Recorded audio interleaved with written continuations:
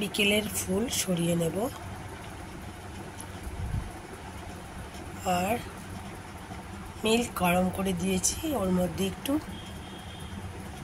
হলুদ দিয়েছি। এখন ঠান্ডা লাগছে, ঠাকুরেরও তো ঠান্ডা লাগতে পারে, তাই দিলাম। ঠাকুর ভালো থাকলেই আমরা ভালো থাকবো, তাই না?